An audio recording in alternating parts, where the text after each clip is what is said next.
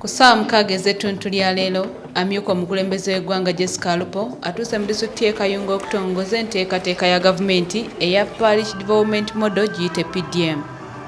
Ono ng'awerekeddwako baminisita ab'enjawulo basookedde mu Post Bank mwatongereza okusindika ssente ku akawunti y'omuntu asoose okuganyulwa mu nteekateeka eno mu ggwanga.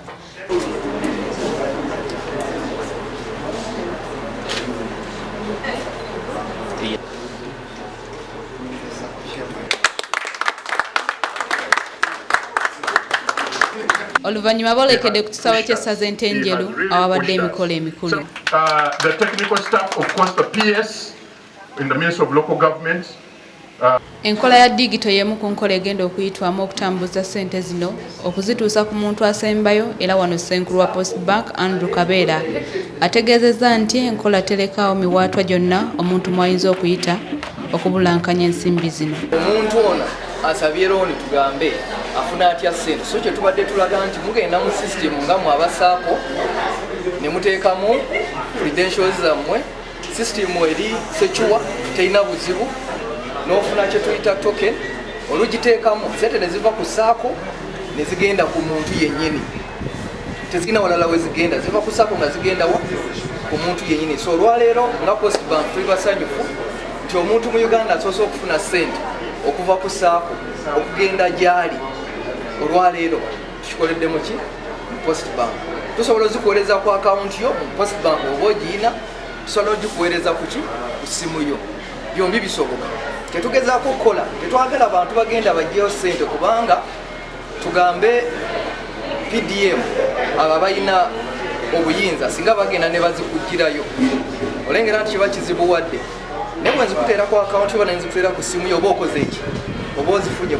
Minisita omubeezi ow'ebyensimbi Amos Lugolobye era nga mbaka w'ekitundu kino ekya Ntenjeru North agumiza omumyuka wa Pulezidenti bwamutegeezezza nti ensimbi ezireeteddwa bannakayunga bwe bagenda okuzikwata n'obwegendereza okulaba nga zibajja mu mbeera gye balimu mu kaseera ak'obwavu.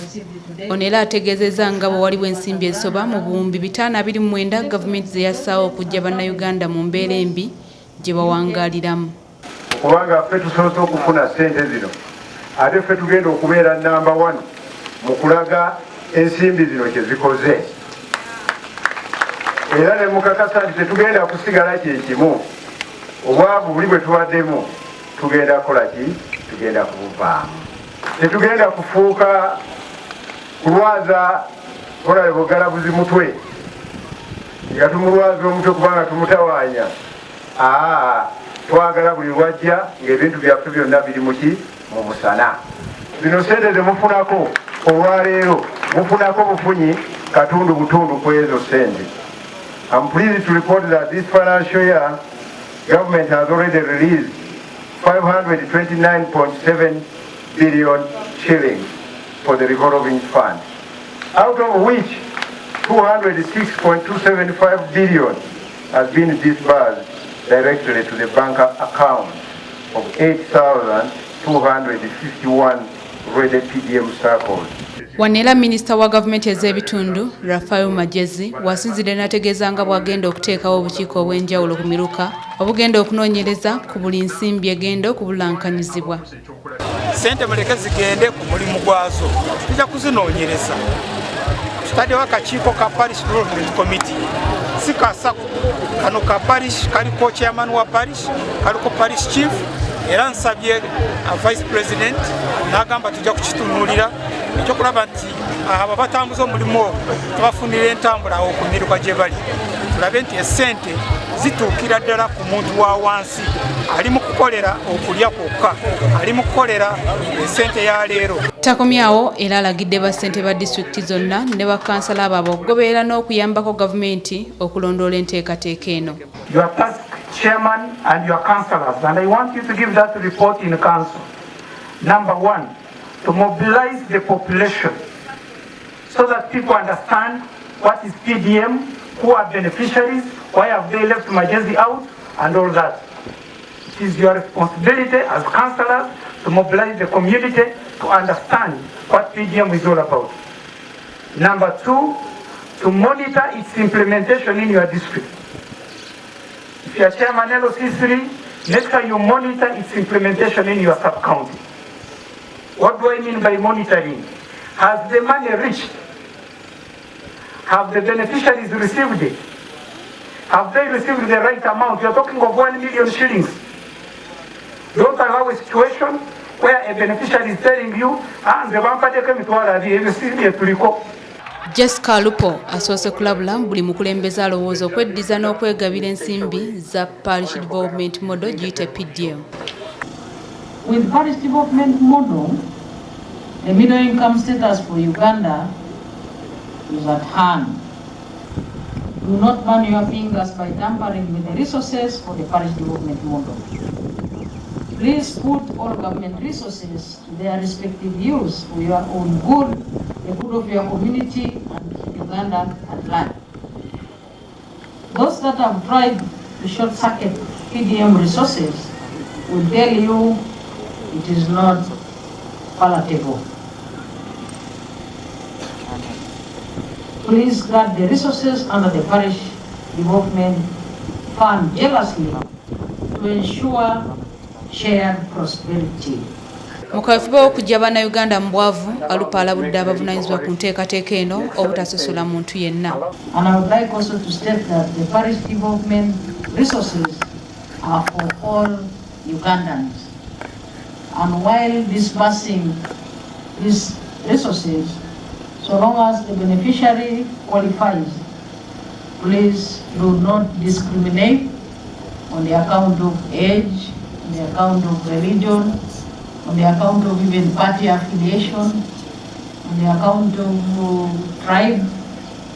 This money is for all the people of Uganda to come out of poverty and join the money economy. Kayunga ye disitulikiti esinze zinne waazo okweteekerateekera enteekateeka eno, era ssentebe wa disitulikiti y'e Kayunga Andrew Muwonge agamba nti bakulondoola abafunye ensimbi zino okulaba nga tebava ku kigendererwa. Mulimu munene okulaba nga tukuuma ekifaananyi kino, okulaba nga tukuuma kino kye twatandise okubeera nnamba emu. So twadvisinga abantu nti sente zino si za kunywa nga luli, si za His Excellency nga bwabadde bagamba nti atuwadde kulya, sente zino za kwejja mu bwavu. Bino ebintu bya sisitimu nti nawe yafunye sente zigenda ku akawunti ye ng'omuntu. So okulondola kwangu this time nti banka yesasula si sente mbuzijje ku district no, banka yesasula oyo beneficiary wa sente zino. N'olwekyo okulondola kwangu nja kubeera mu ofisi yange manye baani abafunye, era nga president naye bwagenda okumanya ani afunye sente Kayunga ng'akiriikinga bukiriikinga. Twogeddeko n'abamu ku basoose okuganyulwa mu nteekateeka eno mu ggwanga lyonna. Nze nasaba enkoko ze nayitiko ebiri, nasaba akakaliri akakadde akagenda kulunda nkoko ŋŋanda, kati enkoko ezeŋŋanda zemmanyiriddemu era gwe mulimu gwenkola. Ze ssente tugazizaawo oluvannyuma lwa myezi 6 bwemba nga mbadde nniiza obulungi obukoko obwo. Enkoko zino bwe nzigula ne zikula ne zitandika okubiika ne zimaamira ne zaalula. Ne bwe zaalula obwana 5 obwo obwana mba nsobola okubuggyako ne mbulabirira nefulumira zino kasita zigira kasita ziddamu ne nzitunda. Bwe zibeera enkoko 20 nsobola okukola ki? Nsobola okutunda ezo enkoko netandika okuzaamagoba esente zaazo. Kitegeeza okubanga tufunye essanyu, okubanga tufunye ssente ez'okwekulaakulanya tuve mu mbeera embi, kubanga abantu bekyasente okuva mu mbeera ki embi abaliwo basobola okuba obulungi, tuli basanyufu. Era tusaba gavumenti engeri kutwongera ki ssente ezo abantu bekulaakulanye. Bw'abadde amaliriza ebigambo bye, Amyuuka omukulembeze w'eggwanga Jessica Alupo akakasizza nga Pulezidenti Museveni bw'agenda okuvuganya ku ntebe y'eggwanga 2026. Abatumire era mu 2026 akyaliwo mumuwaagire.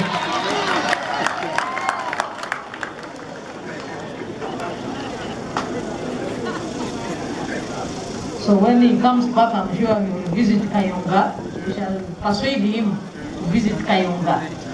And we shall tell him that the reason why he should visit Kayunga is the best performing district in the implementation of PDM. But we thank you for supporting him, and we thank you for supporting NRM.